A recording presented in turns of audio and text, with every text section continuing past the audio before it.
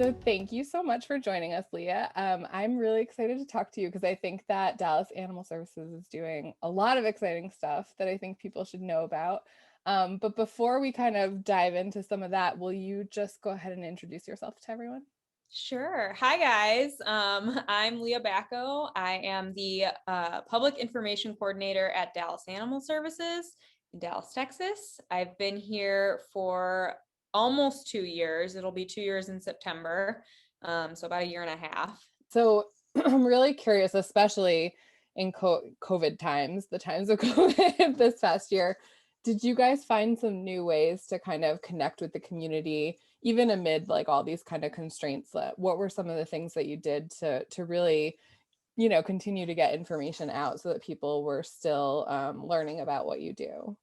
So a big part was social media, especially when COVID initially hit. I think everyone went into panic mode, whether you're in animal welfare or not. Yeah. But social media was huge for us. We and when it first hit, before everything actually like shut down, we put a big plea out on social media because we were at capacity at that point in time, and Right. DAS is, we're unlimited intake. Like we take in what comes in. Mhm. We do occasionally have to get to a point where we have to euthanize for space. So we were really concerned that we were going to hit that point, especially if we had to shut our doors. So we put a huge plea out, and we're like, we need fosters, we need adopters. We don't know what's happening next. Yeah. Like, please help. And the community stepped up. They came out and fostered. There's lots of stories out there about people taking in pets when the pandemic first hit. I think that was huge, Yeah. for animal shelters. And then when everything actually shut down and things went virtual, Yeah. then we looked at, okay, how can we have to close our doors to the public. How can we get these pets still out into homes? And a lot of that was on social media. We would post, there were times when I think I posted like 8 to 10 times a day, which is a lot. Yeah. But we would show up because we have so many pets in our care. Even then, when we were when we emptied out a lot, we still Hmm. had a ton to get into homes. So we would post Facebook Lives of our play groups, which we have every day, Nice. which we still do that quite often. We would do shelter walkthroughs where we were literally Yeah. just going kennel by kennel and showing the dogs in our care. In the beginning, we're actually talking about bringing this back, but we had like a Facebook album that had like kind of our longer stays, and we would keep that really up to date with the pets that we needed to get into homes still. Oh, I love that. That's a great idea. We're talking about bringing that back, so that might be Yeah. back by the time this gets posted. So like Facebook and social media in general were just huge. Another big thing we started after the pandemic hit, I want to say in like May maybe, is we started posting all of our lost pets on Nextdoor. Mm. So any pet that came in as a stray, and we couldn't make contact with their owner right away, we would post their picture, and like a description of what to do if this was your pet, on Nextdoor, targeted specifically to that zip code where it was found, because a lot of times pets don't go that far from their actual home if they belong Right. to someone. So we did that. More recently, we've been starting to do more like grassroots marketing, and we recently did a big lost pet campaign where we're really focusing on marketing like what to do if you've lost your pet. And Yeah. we pushed a lot of like just yard signs in local businesses, lots of like flyers to local businesses that people could hand out with QR codes, that kind of thing. Nice. I love you. The yard signs are such a great idea, just in terms of that traditional marketing visibility. Mm-hmm. Great, great And we idea. don't we don't really spend, no place that I've ever been at has had a big marketing budget or spent a Right. lot of money. um so we haven't had a chance to do like a big billboard or a big online campaign yet, but we've done some runoff like Facebook ads and stuff like that. um Yeah. But yeah, I would say social media played a huge part, especially in the pandemic. That's great. That's really good to know and really inspiring. So speaking of kind of your digital presence and social media in particular, there's two things that you guys have been doing recently that I have been following along with and really excited about. The first is the new website that you launched. So I want to hear a little bit about that because I know that you personally did a lot of work on that. And the second is the Sábado en Español, doing that on that feature on Instagram, I think has been really inspiring. And I'd love to hear a little bit more about both of those kind of feature projects. Yeah, so the website, we'll start with the website. It was a year-long project for me, close to a year, not quite a year. But so it uses WordPress, which I'd never developed in before. And WordPress, if anyone is watching who knows WordPress, is a little finicky sometimes. Our website is on WordPress, so I can commiserate. Yeah. So it was real fun. There were a lot of issues. It got delayed a lot. It was supposed to launch much earlier than it did. But it was a big undertaking for me. And when it finally launched in February of this year, it was really, really exciting. We wanted something, if anyone has seen the old website that we had, it was part of the city of Dallas's website. So that was problem number one, is that it was very there were a lot of menus happening everywhere because it was like a sub menu within the city of Dallas's website. Right. It was kind of confusing to navigate. Yeah. And then you have a lot of side menus and things that people aren't always familiar with. And the Right. URLs were really long. So it was like when you wanted to share the specific pets page, you had to make bit.ly links and like, or tiny URLs. And it was just like, and it was not, it was actually built on, called SharePoint, which is like a Microsoft product, which is tricky to edit and manipulate the way you want it to and really customize it. And there's not a whole lot of like fun things you can do with it. Right. So we wanted something, and we wanted something actually before COVID, but COVID happened and it kind of pushed this timeline back a little bit. But we wanted something that incorporated the Dallas 90 brand, which I can talk about because that's confusing to a lot of people, what Dallas 90 versus Dallas Animal Services. But incorporated our new Dallas 90 brand, had like, was less like cold and governmental than what the website Yeah, was. really more of your brand, right? Like, because you don't have a lot of control over that when it's part of a bigger infrastructure. So that, And we still have pages up on the, I guess I'll call it like the old website, like they link back and forth kind of thing. Because we kept a lot of the information about the city ordinances and sort of like more things that like needed to be on the city pages on those pages, and they just link back and forth. But we wanted something that incorporated the Dallas 90 brand, that was a lot friendlier and more inviting. We were considering a lot of the HAS, the human animal support services, but we incorporated a lot of those like themes. So we were looking at diversity in our photos and making sure, thankfully we have a pretty diverse staff at Dallas Animal Services, so making sure we have, diversity across the board, both on like staff photos as well as some of our like adoption photos that we used. Thinking about photos, things like that. Yep. The language that we were using, making sure it was like very friendly and inviting, putting our support services and like the work that we do and the services that we offer the community at a really high level where people could easily find them. And then one of the other big things that we wanted to include was for it to be translated into a bunch of different languages. We have a big Hispanic population in Dallas and in Texas in general. So obviously it being able to be translated into Spanish was super important, but it also has the ability to be translated into 100 languages, which is awesome. Yeah. So it was a big, big project, but it's out in the world. And if y'all want to check it out, it's bdallas90.org.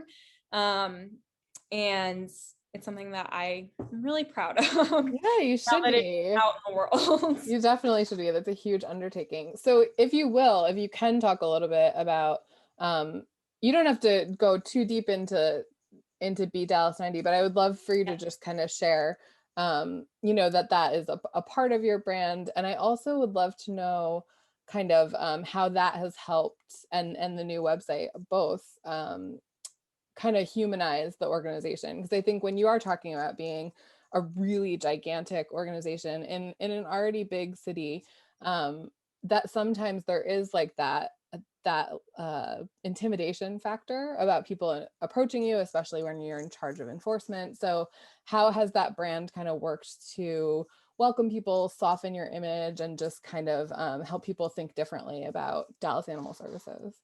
Yeah, so Be Dallas 90, it's technically a community outreach campaign, but I'm actually wearing, this is our old logo, Dallas Animal Services. It's kind of more what we're known by. But Okay.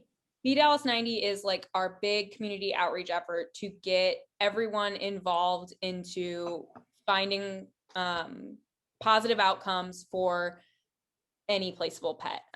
So for as many pets as we possibly can, which we've proven, because last fiscal year we actually hit 90%, but we've proven it to be over 90% of the pets that come into our care, which for a large municipal shelter, getting a 90% live release rate is really difficult, especially like we take in everything. So you could have a dog that got hit by a car, and it's like, it is more humane to euthanize that dog, and that would count against our outcomes. You could have a dog that comes in that's literally a threat to public safety, that we couldn't possibly adopt out or find a positive outcome for. Right.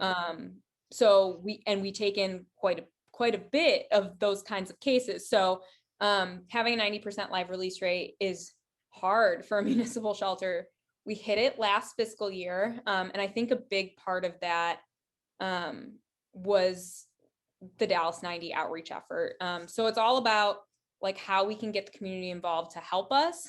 So you'll see throughout the website, the campaign, it has like the be and then like a blank line and usually like a handwritten word on it. So be a volunteer, be a lifesaver, be an adopter. There's all these different ways that you can be Dallas 90. And it was a really fun campaign and brand to play with for the website, especially because there's so many things you can do with it and so many ways. Like you'll see on the new website, our navigation literally says be a lifesaver, and when you hover over that, it talks about adopting, volunteering, fostering. I think donating might be under that tab, I should know that. Be reunited, so it talks about how you can get reunited back with your lost pet if you're missing a pet.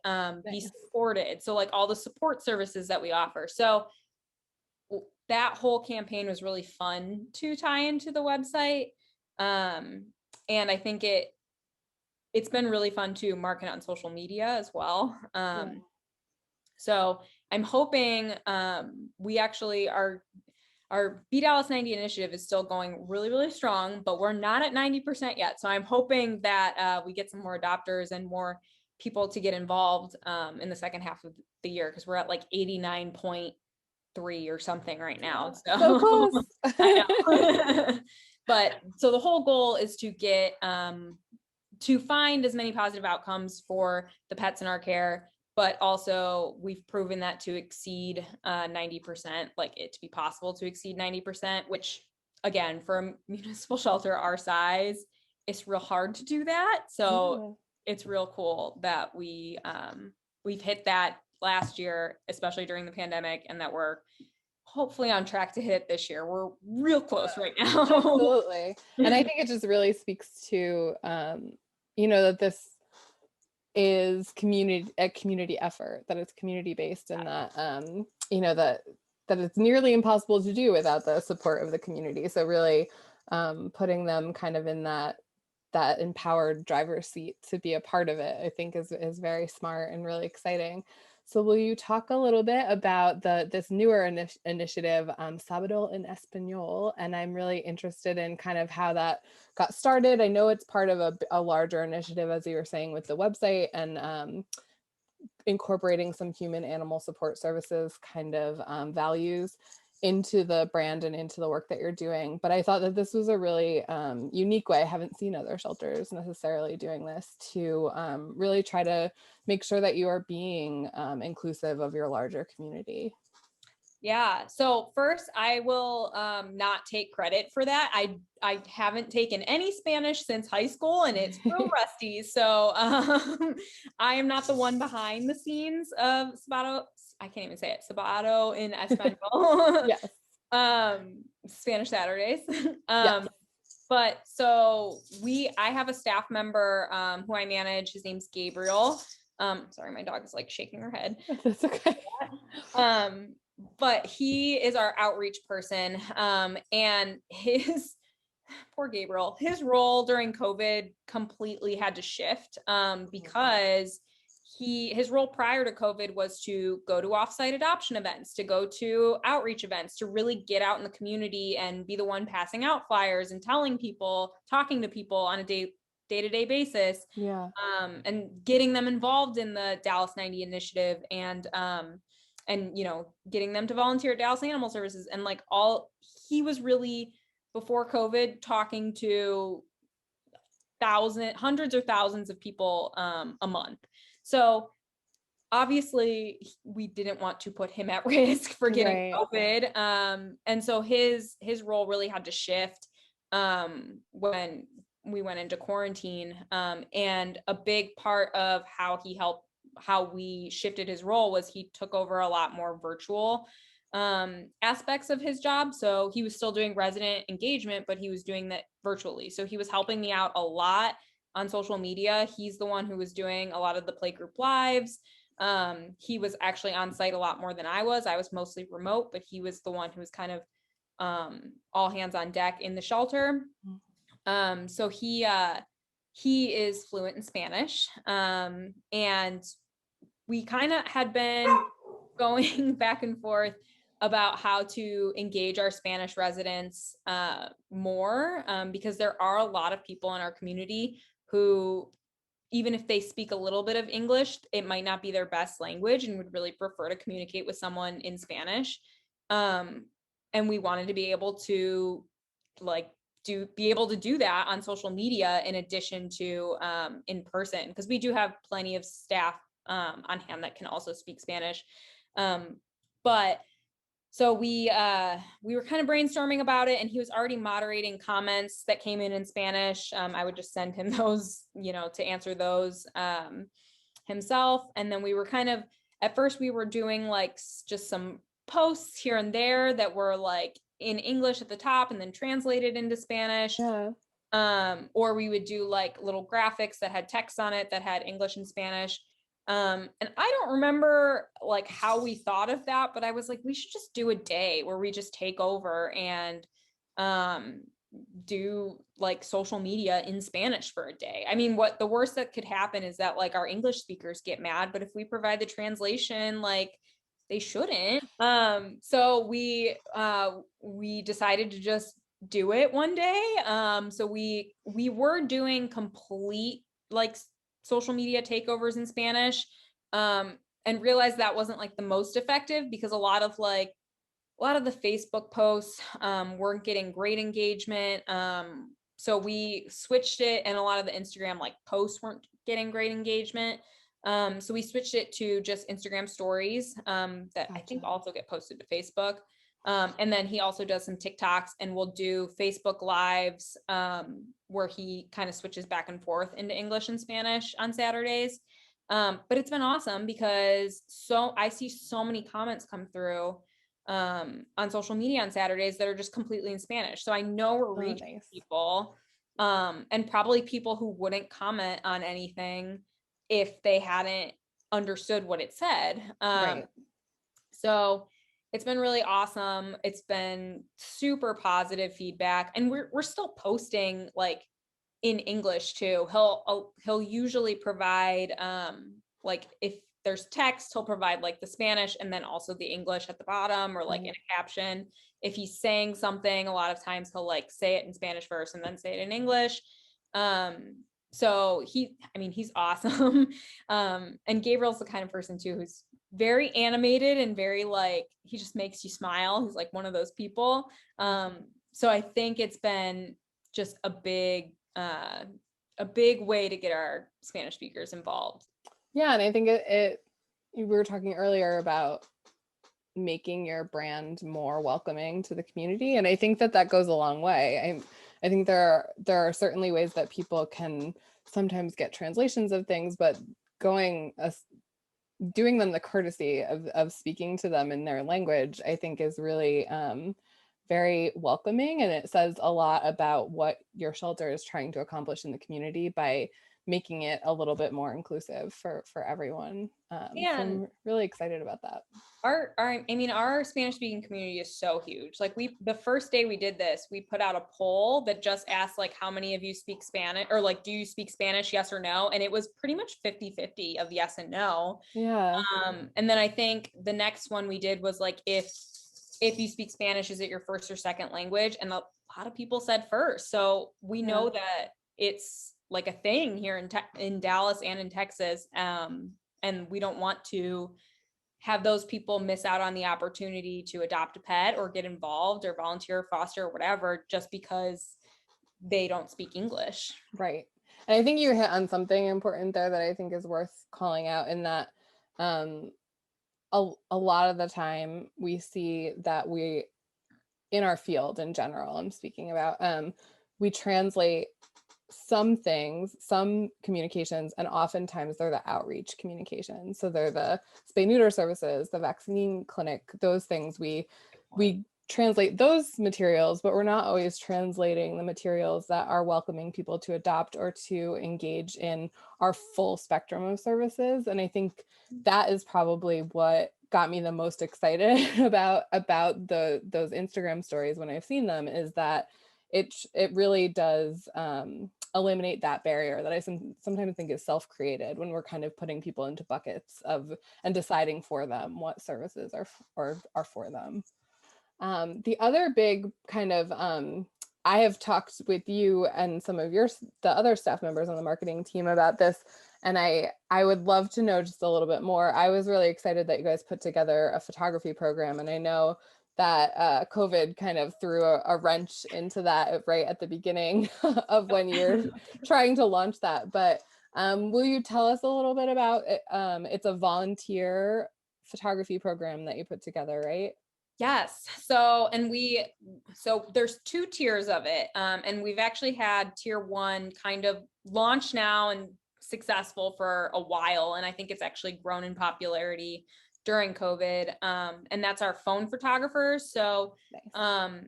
Which doesn't sound that exciting. Like, you're like, what kind of pictures can you take with a phone? I'm excited by that. That's amazing. So we struggle with very, very high intake and quick turnover.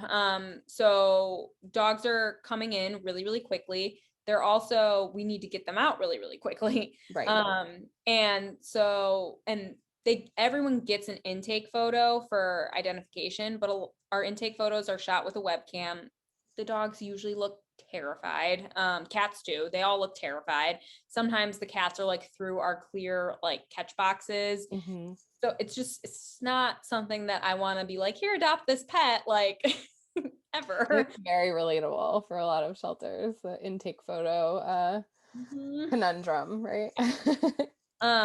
And we get so many pets a day that it would be impossible to try to like train everyone to get a better intake photo or have them all do it with phones. Like, it would just take too long. Right. So the goal with the phone photography program is to replace that intake photo within 48 hours. And try actually to do it within 24, which a lot of times we get, just depending on the situation though.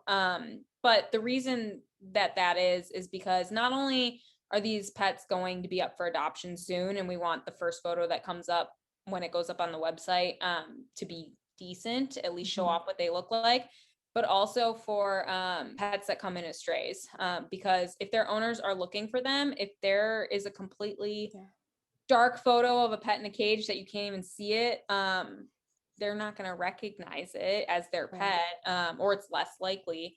So we launched our phone photography program probably like a year ago. It was probably before COVID, I believe. And it's been up and running. And it's been great. The nice thing about it is there's no animal handling required, and no, like, you don't have to get a staff member or a volunteer to like get a dog out in the yard. It's all you shoot through. We train our volunteers to take a photo on their phones through the bars of the kennel or through the glass of the kennel doors. Yeah. And we teach them kind of like what to look for, what's a good photo, what might not be a great photo, see if you can like kind of the tricks of taking an in kennel photo, because it can be difficult and does require some patience. Yeah. But yeah, so they email us those photos. We actually have usually a phone photographer almost every day, and they'll email those photos. And their list is usually, it can be anywhere from 20 to 50, 60 pets. It just depends on the day. They'll email us those photos, as many as they get to within their shift. We'll upload them onto Chameleon, which is the database that we use. And then they automatically go to the website when they get uploaded there, when their status changes. So that's been awesome. We're launching we soft launched our tier 2 program. It's kind of been, we haven't started really like pushing and recruiting for it. The tier 2 is for, think of like the glamour shots. Our photographers who have nice big cameras, if they want to help photograph pets, we want them to be able to do that.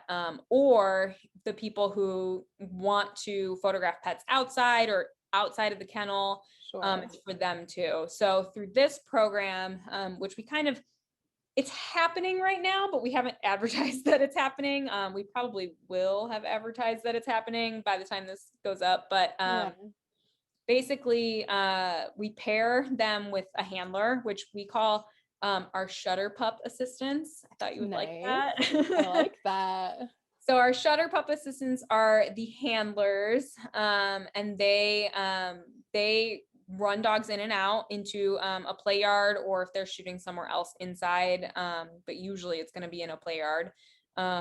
And will handle the dog, and keep them steady, help assist the photographer. The photographer will take their photo, send them to us, we'll upload them, and then those pets will have nicer photos. So that the goal for that one is to replace those phone photos.